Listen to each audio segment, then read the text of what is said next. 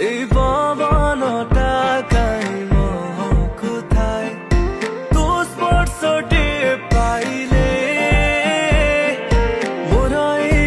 ওঠা আপে আপে গায় তোর সুরটে শুনিলে তু থিলে পাখরে এମିତି কাই হুয়ে হৃদয়র স্পন্দন বঢ়ি যায় মোর মন প্রজাপতি